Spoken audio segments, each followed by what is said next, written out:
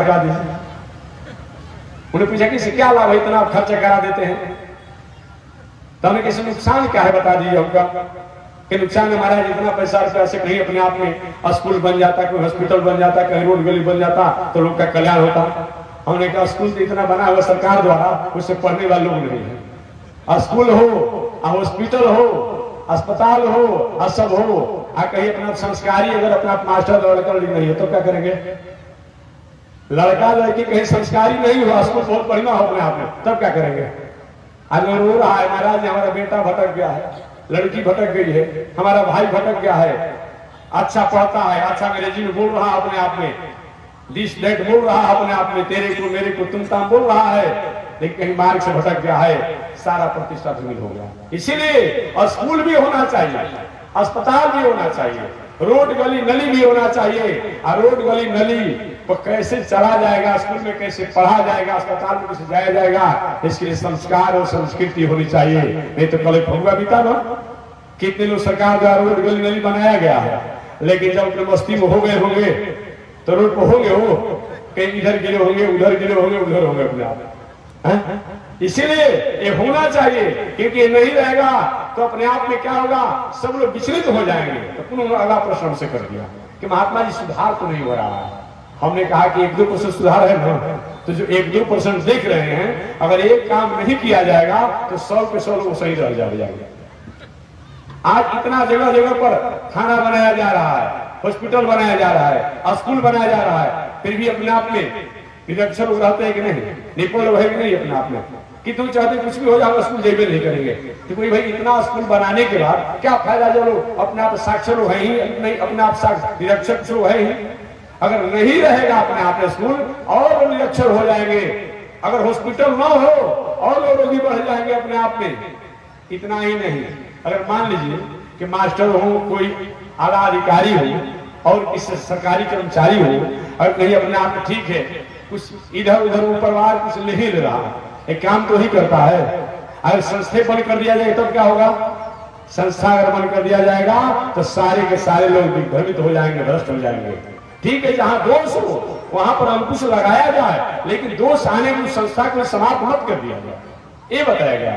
तो पूजा पाठ, यज्ञ, दान, तीर्थ, व्रत इत्यादि जो है तो होना चाहिए। ठीक है, इसके माध्यम, इसका आड़ में कहीं हो सकता है कहीं भटका, कहीं गलत मार्गों के लोग होंगे, इसको मैं नकार नहीं सकता हूं। लेकिन अगर कहीं ऐसा हो तो उसको क्या करेंगे? अब किसी को सर्दी खांसी बुखार हुआ हो, दवाई खा रहा हो, डॉक्टर को दिखा रहा हो और रोग ठीक नहीं होगा तो सल्फास की गोली और एल्ड्रिन का शीशी पिया जाएगा? नहीं, ऐसा नहीं किया जाएगा। चाहे ठीक हो या न हो, लेकिन डॉक्टर से ही दिखाया जाएगा और दवा ही बदल बदल कर खाया जाएगा। उसके बदला में सल्फास की गोली और एल्ड्रिन की शीशी नहीं पिया जाएगा। ठीक उसी प्रकार से पूजा पाठ, यज्ञ, दान, तीर्थ, व्रत इत्यादि द्वारा समाज का उस परसेंट में नहीं भी सुधार हो रहा होगा, लेकिन फिर भी उसी को किया जाएगा कि कोई न कोई व्यक्ति 1% भी अगर हो रहा है, बहुत हो रहा है। तीसरा मैं बात निवेदन करूं, अगर अपने आप में ये नहीं रहे, एक अपराधी को सुधार करने के लिए, मुख्य मार्ग पर लाने के लिए सरकार के करोड़ों करोड़ों रुपया लग जाते हैं, प्रशासन उसी में परेशान हो जाती है। अब बिना अपने आप में शासन के, प्रशासन के, अनुशासन के, अपने वाणी द्वारा, अपने बातों द्वारा, अपने कथा द्वारा, अपने प्रसंगों द्वारा समझा करके अपराधियों को मुख्य मार्ग पर ला दिया जा रहा है। एक कोई कम मार्ग है क्या? एक कम बात है? एक कम बात नहीं है। अगर एक भी गलत मार्ग में रहने वाला व्यक्ति आपने सुधार कर लिया, बहुत कुछ हो गया, बहुत कुछ हो गया। इसीलिए ये जान करके भी अगर अच्छे कामों किया जाए, ये सब किया जाए तो कोई अपने आप नुकसान नहीं है। बाकी आध्यात्मिक लाभ होता है कि नहीं होता है, वो तो बात की बात है। लेकिन व्यवहारिक दृष्टि से भी, सामाजिक दृष्टि से भी और अच्छे कर्मों को करने से अपने आप में समाज का दिल, दिमाग, मन, बुद्धि, चित्त, आहार, व्यवहार, स्वभाव, इसमें सुधार होता है। ये भी कम अपने आप लाभ और कम फायदा नहीं है। ये मान करके भी मंदिर में जाने से मूर्ति से कुछ मिलती है, लेकिन मंदिर में जाने के बाद हमें गलत काम नहीं करना चाहिए। ये हमारे मन में भावना आ गया, ये कम है क्या? ये कम नहीं है। मूर्ति बोलती है कि नहीं बोलती है, मूर्ति देती है कि नहीं देती है, ये बात तो छोड़ दीजिए, वो तो बात की बात है, आध्यात्मिक बात है अपने आप में। लेकिन चाहे वो देती है कि नहीं देती है, लेकिन वहां जाने के बाद तीर्थ में जाने के बाद, जग में बैठने के बाद, संत महात्मा के जाने के बाद हमारे मन में, हमारे बुद्धि में, हमारे दिल में, हमारे दिमाग में, हमारे बुद्धि में जो किसी प्रकार की कुर्तियां हो, किसी प्रकार की बुरी स्थितियां हो, वो त्यागने के लिए अब हम बाध्य हो जाते हैं, संकल्पित हो जाते हैं और अच्छे कर्म करने के लिए अपने आप हम प्रशस्त मार्गों पर चलने के लिए संकल्पित हो जाते हैं। ये कोई कम नहीं है, ये मान करके भी अच्छा काम करना चाहिए, यही बताया गया। इसलिए भगवान श्री कृष्ण ने कहा यज्ञो दाना तपः कर्मं न त्यागेत्। चाहे कुछ भी हो जाए, यज्ञ, दान, तप, इसका कभी भी त्याग नहीं करना चाहिए। पावनानि मनीषिणाम, महापुरुषों को ये पवित्र करने वाला होता है, मंगल करने वाला होता है, इसलिए इसका कभी भी त्याग नहीं करना चाहिए। मैं निवेदन करना चाह रहा था कि बहुत यज्ञ करने के बाद भी परमात्मा स्वीकार करेंगे कि नहीं करेंगे, निर्णय नहीं है। बहुत दान करने के बाद परमात्मा स्वीकार करेंगे कि नहीं करेंगे, ये निर्णय नहीं किया जाएगा। बहुत तपस्या करने के बाद परमात्मा स्वीकार होते मास्टर को दया आ गया कि चलो भाई बहुत दिनों से परीक्षा दे रहा है, पास तो नहीं हो रहा है, 1 नंबर फेल, 2 नंबर से फेल हो रहे हैं, करें काफी को लिखवे मत करें, ठीक है पास हो जाएंगे। नहीं नहीं नहीं, नहीं हो पाएगा। इसलिए हमें अच्छे कर्मों को तो करना पड़ेगा, करना पड़ेगा। एक न एक दिन याद आवेगी प्रभु को कभी न कभी, भक्त वत्सल जो उनको है कहते सभी, ऐसा विश्वास मन में जमाते चलो, कृष्ण गोविंद गोपाल गाते चलो। ये बताएगा। इसलिए हमें अपने आप की संसारिक स्थितियों को स्वीकार करना पड़ेगा और संसार के जो आरोप आप करते हैं वहां लाभ की बात नहीं करते हैं। एक नास्तिक ने हमसे पूछा, मैं नाम नहीं लेना पड़ता है, एक नास्तिक ने हमसे पूछा, अपने आप में कम्युनिस्ट विचारधारा का था, कहा कि जगह जगह मूर्ति से क्या मिलता है। हमने कहा बस यही तुम्हारा विचार है, अब तुम अपने नेता के चौराहे पर मूर्ति क्यों बैठाते हो, उससे क्या मिलता है। तुमसे पूछा अपने आप में, यहाँ तो कहते हो मंदिर से क्या मिलता है, मूर्ति से क्या मिलता है, हम नहीं मानते हैं। हमने कहा कि तुमसे अधिक मूर्ति कौन अधिक मानता है जी, तुमसे अधिक कौन अधिक मानता है। तुम चौक चौराहे पर बड़ियारी अपने आप जहाँ कोई होता है मूर्ति बैठा देते हो, पूछा जाके बैठाते हो, उस मूर्ति से क्या मिलता है, उसका तुम पुण्यतिथि नहीं मनाते हो, उनकी तुम जयंती नहीं मनाते हो, क्यों ऐसा करते हो। कहा कि अपने आप इन्होंने समाज के लिए कुछ किया है और इनकी यादगारी में इनका पुण्यतिथि मनाते हैं, इनकी जयंती मनाते हैं। तो हमने कहा बस वही बात है, इनकी आज हम मूर्ति रूप में पूजा करते हैं, चाहे वह राम हो, कृष्ण हो, बामन नरसिंह हो, संत हो, महात्मा हो, जो हो, इन्होंने भी राष्ट्र के लिए, समाज के लिए कुछ किया है और इनकी किए हुए कर्मोपकारों को याद करके यादगारी में इनका अगर हम लोग स्तुति कर देते हैं, कौन गलती काम है। इनको कहीं माला लगा दिया, कहीं पुण्यतिथि मना दिया, कहीं जयंती कर दिया, कहीं महोत्सव कर दिया, ये कौन गलती काम हो गया अपने आप में। तुम भी तो वही काम करते हो। ये दुनिया में कौन ऐसा व्यक्ति है जो मूर्ति की पूजा नहीं करता है। कोई भी प्रमाण के साथ नहीं कर सकता है तो मूर्ति की पूजा नहीं करते हैं, याद है, प्रमाण के साथ। ऐसे करें तो सब कहते हैं कि नहीं करते हैं, कोई भी ऐसा व्यक्ति नहीं है। कुछ नहीं है तो तुम अपने अनुयायी को मानते हो ना, तो अनुयायी को तुम मूर्ति पूछ सकते हो। और जिसने दुनिया को बनाया उसकी मूर्ति नहीं होगी। 150 वर्षों के अंदर में जो नए नए पंथाई हैं, उन अनुयायियों के तुम मूर्ति मानते हो, उनकी तुम पूजा करते हो। जिनके द्वारा अपने आप में दुनिया बना हुआ है, all thing bright and beautiful, all creature great and small, छोटे बड़े सुनहले चमकीले, जो कुछ भी दुनिया में है उसको बनाने वाला गॉड है, लॉर्ड है, ईश्वर है, परमात्मा है, भगवान है, राम है, कृष्ण है, उनको क्यों नहीं माना जाएगा। अनेक रूप रूपाय विश्व में प्रविश्व में ये बताया गया है। इसलिए मैं निवेदन करना चाहता हूं, कोई भी मूर्ति संलग्न नहीं है। जहां तक बौद्ध दर्शन की बात करें, बौद्ध दर्शन या कि माना जाता है ना गौतम बुद्ध को, जैन दर्शन में महावीर को माना जाता है ना, तो मूर्ति नहीं है। उस मूर्ति को मानोगे, इस मूर्ति को नहीं मानोगे। जहां तक अपना आप ईसाई दर्शन की बात करेंगे, ईसाई दर्शन में तुम ईसा के मानते हो ना, उनके छोटे बच्चों को लिए हुए उनकी मूर्ति तुम मान सकते हो, और दूसरे को नहीं मानोगे। बताओ, नहीं मानो तो मत मानो, किसी को मत मानो अपने आप में। ये होगा तुम नहीं मानते हैं, अब तुम अपने अनुयायी को मानोगे। जहां तक इस्लाम दर्शन की बात किया जाए, इस्लाम दर्शन में अपना आप चबूतरा होता है ना, उसकी तुम पूजा करते हो ना, तजिया की पूजा करते हो ना, वो भी एक आकार है। वो आकार है कि नहीं आकार है, कौन इससे अलग है, कैसे अलग हो सकते हैं भाई। आप अपने झंडे पर तो अपने आप में चांद का चिन्ह लगाते हैं, तारा का चिन्ह होता है, वो भी एक आकार है। आप उसको चंद्रमा मानते हैं, हमारे यहाँ अपने आप का है, ये हमारे सनातन परंपरा के अपने आप किसी के पुत्र है। अत्रि अनुसुईया के पुत्र है अपने आप, लोग समझ लीजिए। अब कैसे आप अलग है, कहां अलग है, आकार से अलग कहां रह गए अपने आप में, ये बताया कोई भी अलग नहीं है।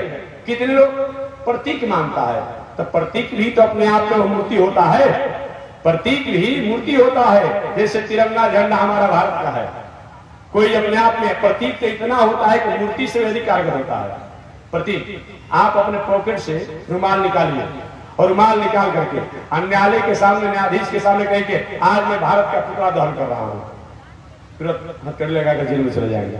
आपने अपने रुमाल को सराई डाला, रुमाल को जलाया, लेकिन केवल आपने पानी से कह दिया कि मैं भारत का अपने आप में पुतला दहन कर रहा हूं। देखिए क्या हो जाता है। तिरंगा को मैं अपने आप कर रहा हूं, कितना हो जा रहा है, वो भी तो कपड़ा ही है, तिरंगा भी तो कपड़ा है। इतना बड़ा प्रतीक का महत्व होता है। तो जो नहीं मूर्ति को मानता है लेकिन प्रतीक मानता है ना, अपने झंडा पर, अपने पंडा पर, अपने मकान पर, अपने दरान पर कुछ न कुछ तो चिन्ह देता है अपने आप में, वो भी तो अपना आकार वाला हो गया, वो भी तो मूर्ति हो गया।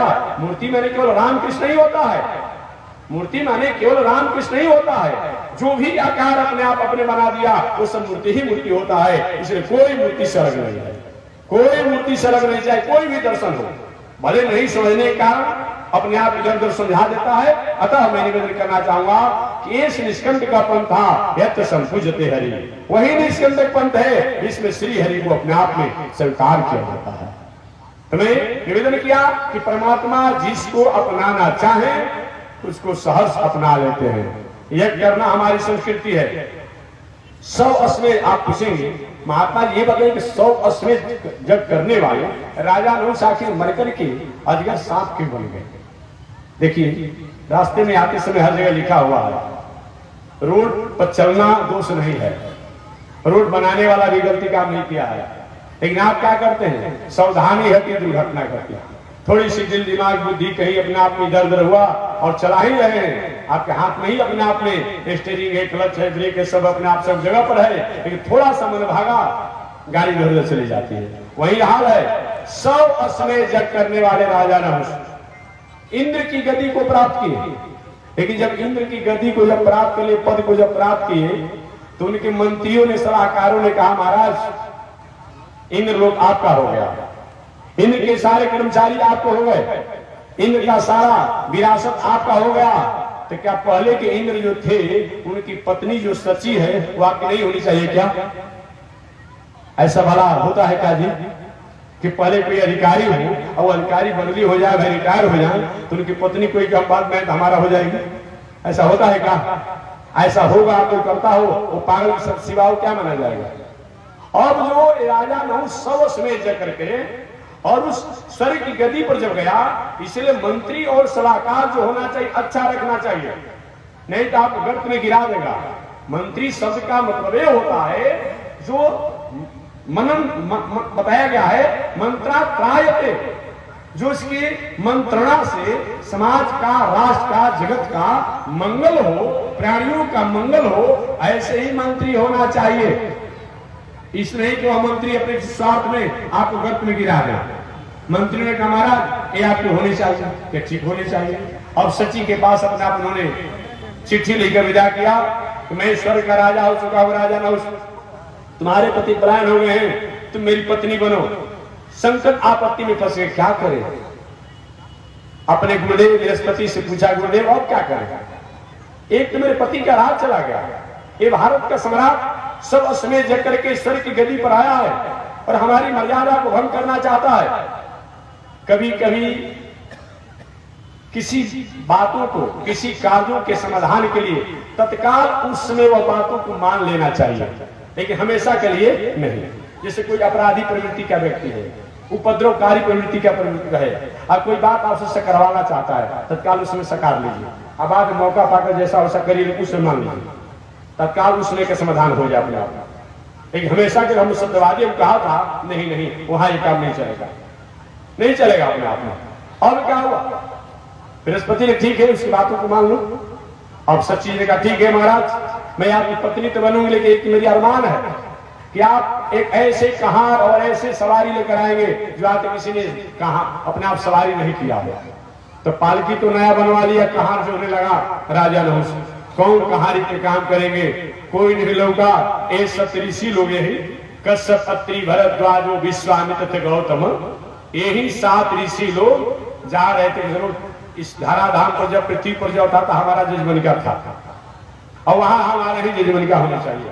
नाराज मत होंगे ब्राह्मण देवता लोग, एक बात मैं कहूंगा, ये ब्राह्मण देवता लोग अपने आप में भी विचित्र खोपड़ा होते हैं। अब इनका जजमान कहीं अपने आप में रहेगा, दिल्ली रहेगा ना, ये सोचेंगे दिल्ली में रहने वाला ब्राह्मण जजमनिका मत कराए, हम ही जाकर वहां कराए। अरे कोई मतलब होता है क्या भाई, वहां के ब्राह्मण को छोड़ दीजिए। लेकिन नहीं, अब ये लोग वहां भी जाएंगे अपने आप में, दूसरे को नहीं छोड़ेगा अपने आप में।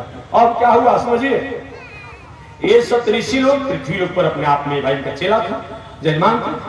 अब सोचे कि नहीं, वहां दूसरा अपने आप में नहीं होना चाहिए, हम ही लोग को जजमनिका होनी चाहिए, हमारा जजमान गया वहां पर अपने आप सम्राट बन करके। अब एक जाने कभी कभी बहुत लाभ भी नुकसानदायक हो सकता है, ये बताया गया है ना। अब ये लोग जब जा रहे थे, और सप्तऋषि उसमें कौन थे, कश्यप, अत्रि, भरद्वाज, विश्वामित्र अथ गौतम, जमदग्नि, वशिष्ठ, यही 7 ऋषि लोग थे। अब गए तो मंत्रियों ने जो राजा नहुष महाराज काम बन गया, भाग आपका खुल गया। क्या हो गया, अरे कहां आप जो रहे थे, बिना बुलाए देखे कहां लोग आ गए। जो व्यक्ति मंदो मद हो जाता है, पद में अंधा हो जाता है, न गुरु समझता है, न पुरोहित समझता है, न धर्म समझता है, न ईश्वर समझता है। लेकिन याद रखिए, इनके वाणी में जय भी है और वाणी में क्षय भी है। ऐसे आप भक्ति करें कि प्रभावी हो जाएगा, और वचन दे देंगे और तुम्हें कहार बना लीजिएगा। अब राजा नहुष क्या किया, गया और जाकर सूत पे प्रणाम किया। कोई व्यक्ति अपने सीमा से अधिक परिवर्तित और परिवर्तनशील तत्काल दिखाई पड़े, सजग और सचेत हो जाइए कि हो सकता है इसमें कोई धोखा तो नहीं है। ऐसा नहीं विचार करेंगे तो धोखा हो जाएगा। सर्प जब झुकता है तो कहीं न कहीं डंक मारेगा, धनुष जब झुकता है कहीं के बाण निशाना सद गया है, बिल्ली कहीं झुकती है कहीं शिकार को तय कर लिया है, बकुला कहीं बहुत अपने आप झुकता है कहीं शिकार को तय कर लिया। कोई साधारण व्यक्ति, नीच व्यक्ति बहुत कहीं साधारण हो जाए, अपने आप में बहुत नम्र हो जाए तो कुछ न कुछ स्वार्थ की बात है, सजग हो जाइएगा, अन्यथा आप उसमें भटक जाएंगे, ये बताया गया। और क्या किया, अपने आप राजा ने सुत करके सत्संग किया। अब ये सत्य से लोग जय हो जय हो जय हो, परम गुरु परम गुरु परम गुरु, वरदान मांगो वरदान मांगो, सोचे कि वरदान दे देंगे तो हमेशा का हमारा हो जाएगा। पर महाराज आप लोग को दर्शन हो गया, क्या चाहिए, कुछ नहीं चाहिए, चलते जा रहे, बात होते चल जा रहा है। बाद लोग अपने आप जेवी आसन को बैठा करके लोग को आरती करना चाहा, लेकिन नहीं नहीं, पहले तुम वरदान मांग लो और तब हम लोग अपने आरती कराएंगे और तब अपना पैर झुलवाएंगे। तो कहा महाराज जी सब कुछ आप लोग कृपा से है, बस एक बात निवेदन करना चाहता हूँ, वो छोटी सी बात है। बोलो बोलो क्या करना चाहते हो। 5 मिनट के हमारा कहार बन जाइए, आप पीढ़ी दर पीढ़ी आप लोग सारी व्यवस्था में कर दूंगा। अब एक बात जब सुने विश्वामित्र बाबा अपना माथा पकड़ लिए, राम राम कितना बड़ा हम तपस्वी, हमारे बारे में जानता है, दूसरी सृष्टि करने का, दूसरे स्वरूप लोक बनाने का मेरे पास क्षमता। एक बार अपने आप वशिष्ठ ऋषि से भी मेरा संग्राम हुआ, मेरे इतिहास को जानता हुआ, मेरे को भी नहीं छोड़ा। सब ऋषि लोग अपना अपना माथा ठोकने लगे, किस जन्म का पाप है कि आज यहाँ का फंस गए अपना। एक ऋषि है, ऋषि और देवता वचन के पक्के होते हैं, ऋषि और देवता दोनों वचन के पक्के होते हैं। अब कहा महाराज बस 5 मिनट, अब गोड़ धोड़ करके आरती कर लेते हैं, अब बस 5 मिनट कहानी पे काम करना है, बाकी अब कहीं जजमनिका की क्षमता नहीं, पीढ़ी दर पीढ़ी सारी व्यवस्था में कर दूंगा। सत्य ने सुनो, जो करना था तो कर लिया अपने आप को, अब ना हम लोग आरती कराएंगे ना अपने आप को गोड़ धुआएंगे, चलो जो वचन हो दिया पूरा करा लो अपने आप। अब क्या पालकी मंगाया, अब पालकी मंगाकर पालकी में बैठ गया, 4 ऋषि लोग आगे हो गए, 3 ऋषि लोग पीछे हो गए, कश्यप, अत्रि, भरद्वाज, विश्वामित्र। पालकी की डंटा जो होता है उसके सबसे आगे डंटा में कश्यप ऋषि, कश्यप उसके पीछे अत्रि ऋषि, कश्यप अत्रि भरद्वाज, तीसरे पर भरद्वाज ऋषि, कश्यप अत्रि भरद्वाज विश्वामित्र। पालकी के आगे वाला डंटा के पीछे भाग में विश्वामित्र बाबा हुए, और पालकी के पीछे भाग में कश्यप अत्रि भरद्वाज विश्वामित्र गौतम ऋषि, जमदग्नि ऋषि और वशिष्ठ ऋषि। अब 3 गो पीछे और 4 गो आगे, 4 बनेगा, 2 गो आगे तो 2 गो पीछे होना चाहिए, 3 गो आगे तो 3 गो पीछे होना चाहिए, 4 गो आगे तो 4 गो पीछे होना चाहिए। 4 लोग आगे हो गए, 3 पीछे हो गए, चाल ही नहीं बन रही थी अपने आप में। इतना ये उतावला हो गया था राजा नहुष, इतना उतावला हो गया था, तो जल्दी पहुंच जाते सची के यहाँ, जल्दी पहुंच जाते। अब ये क्या करता, ये लोग कभी कभी अपना पालकी धोते और सोचते क्या परमात्मा कौन सा दंड देने के लिए इस प्रायश्चित करा रहे हैं। आज तक दूसरे का आटा, दूसरे का घी खा करके अपने आप आनंद में रहने वाले ये कहाँ कहानी के काम में भेज दिए प्रभु। कोई अपराध हुआ होगा तपस्या करने में जो ऐसा दंड हो रहे हैं, सोच रहे थे मन में लोग ऋषि लोग अपने आप में। और इतना ही उतावला हो गया था राजा नहुष, इतना उतावला हो गया था। सर्प जो है व्याकरण से मग धातु से बनता है, जो व्याकरण पढ़े हुए जानते होंगे। सर्प जो है व्याकरण से मग धातु से बनता है। मग माने चलो अपने आप में, सर्प देखते अपने आप टेढ़ा मेढ़ा चलते रहता अपने आप में, चलो तेजी में चलो, जल्दी चलो अपने आप में। 1-2 बार तो सर्प जो कह रहा था, विश्वामित्र बाबा भीतर से आवेश में अपने आप दुष्ट, एक दुष्टता का काम कर रहा, राक्षस का काम कर रहा है, अधे भाई संस्कृत बोलो अपने आप में।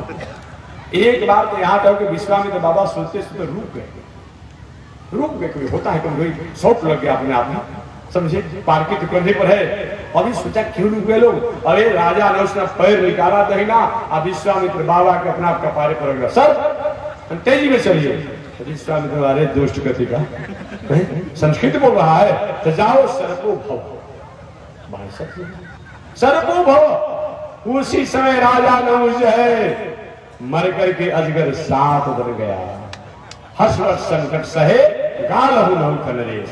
100 वर्ष में जग करने वाला राजा नहुष विवेक से काम नहीं लिया, इसका परिणाम हुआ कि सर के गद्दी पर बैठने के बाद भी वो मर करके अजगर साथ हो गया। राजा ने की कथा आपने सुना होगा कि बहुत से गायों को दान दिए राजा ने, लेकिन एक दूसरे की गाय और दूसरे को अपने आप गलती से दान दे दिए। जिसकी गाय तो उसने कहा हमारा गाय, और आप दान देने वाला हमसे बिना पूछे कौन होते हैं, बात ठीक भी है। और उन्होंने उतावलापन में कह दिया है, पंडित क्यों झगड़ा करते हो, कभी न कभी तुम्हारे पास में जो गाय है कहीं न कहीं हमारे द्वारा ही हुई आई होगी।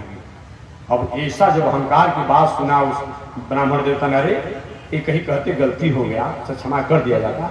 ये अपना पद में अहंकार में है, अपना अपने को दानी मानता है और न्याय करने नहीं आता है। गिरगिट जैसा सिर हिला रहा है तो जाओ मर करके गिरगिट हो जाओ। सांप लग गया, इतना बड़ा दानी को मर करके गिरगिट होना पड़ा। राजर्षि भरत के बारे में आपने सुन ही लिया कि मृगा में आसक्ति हो, कौन इसकी सेवा करेगा, कौन रक्षा करेगा।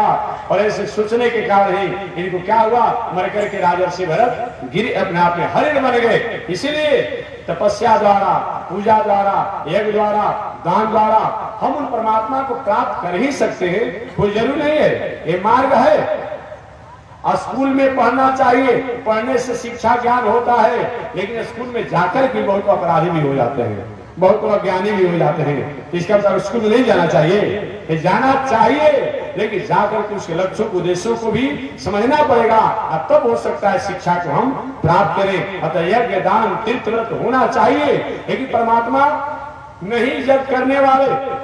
जटायु जी कौन सा जप किए थे, कौन सा तीर्थ किए थे, कौन सा व्रत किए थे, जो दशरथ जी महाराज रोते रह गए, हा राम हा राम हा राम कहे, राम राम कही राम कही, राम राम कही राम, और राम गए सुरधाम। 6 बार राम राम कहने वाले दशरथ जी महाराज मर करके राव गए सुरधाम। आज जटायु अपने आप में आमिष भोजी, मांस में ताजा नहीं सड़ा हुआ मांस, मरा हुआ मांस खाने वाला। और जटायु क्या भगवान ने क्या किया, श्रद्धांजलि किया, नेत्रों की अश्रु गिराया, उनका श्राद्ध किया। तो परमात्मा न जाने किस रीति पर दया निधि रीझ जाते हैं, वो तो वही जानेंगे। ऐसा जानते हुए हमें बताया गया है, परमात्मा जिसको वर्ण करना चाहता है वो अपने आप वर्ण कर लेता है, लेकिन हमें वर्ण करने की तरीका जो है यज्ञ दान तीर्थ व्रत पूजा पाठ स्वाध्याय ये करना चाहिए, कि इसके माध्यम से ही वो परमात्मा के हम पात्रता के अधिकारी होते हैं। इस तरह बस इसी के साथ मैं अपने वाणी को विराम दे रहा हूँ कि आर्ता विषणा शिथिलाश्च भीता घोरेषु च व्याधिषु वर्तमाना संकीर्त नारायण शब्द मात्रम विमुक्त दुखा सुखनो भवन्तु। चाहे आप की स्थिति में हो, विषाण की स्थिति में हो, संकट की स्थिति में हो, शोक की स्थिति में हो, दुख की स्थिति में हो, हर परिस्थिति में वह परमात्मा ही एकमात्र इस संसार के प्राणियों के उपास भी है, ध्येय भी है, गे भी है, श्रेय भी है, प्रिय भी है। ओम दिव्यो देव एको नारायण न ब्रह्मा नेशा। एकमात्र दिव्य देव है वह नारायण ही जो है, इनके अलावा दुनिया में जो है वो समय पा करके साथ दे भी सकते हैं और कभी कभी छोड़ भी सकते हैं। अनेक इतिहास गवाह है। बस इसी के साथ वाणी विराम, आगे परमात्मा की जैसे श्रीमन नारायण लक्ष्मी नारायण श्रीमन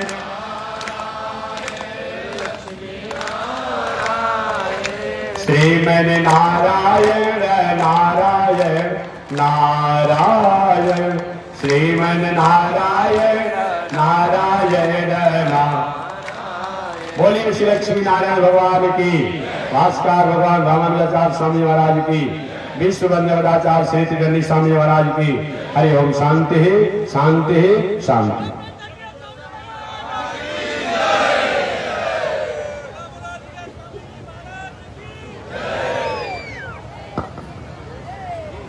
ओम चंद्रमा मनसो जात चक्षो सूर्यो जायत श्रोत्रात् वायुषु प्राणसु मुखादि निरजायत श्रीशते लक्ष्मी सपत्न्या बहुरात्रे पार्श्वे नक्षत्राणि रूपवस्विनौ व्यातम् किशोरी गाढ़ा मोमयी गाढ़ा सर्वलोकम मयी गाढ़ा। लक्ष्मी नारायण भगवान की। हरि ओम। शांति शांति शांति। कल प्रातः काल की आरती अपने समय से होगी। जय श्रीमन नारायण, जय श्रीमन नारायण।